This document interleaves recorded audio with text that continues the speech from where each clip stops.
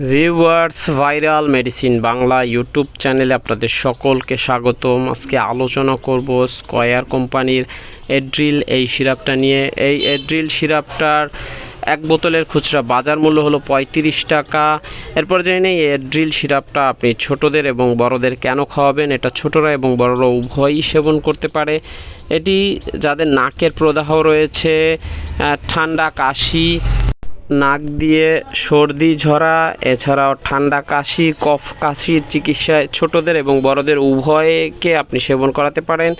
এটি খুব কার্যকরী একটা কাশির ওষুধ। এরপরে জেনে নেই এই এড্রিল সিরাপটার সেবন মাত্রা। এটা ছোটদের জন্য আপনারা 1 চামচ করে দৈনিক 3 বার এবং বড়দের ক্ষেত্রে 2 চামচ করে দৈনিক 3 বার খাওয়াতে পারেন। বয়সের তারতম্য এবং রোগের ধরন অনুযায়ী এটার ডোজ কম বেশি করতে পারে চিকিৎসক, তাই চিকিৎসক যেভাবে বলে সেভাবে সেবন করাবেন।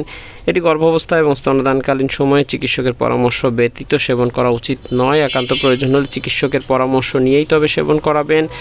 এই এড্রিল সিরাপে যে পার্শ্ব প্রতিক্রিয়াগুলো লক্ষ্য করা যায় তার মধ্যে অন্যতম হলো মাথা ঝিমঝিম ভাব, মুখ শুকিয়ে যাওয়া, বমি বমি ভাব এবং ঘুমের পরিমাণ বেড়ে যেতে পারে।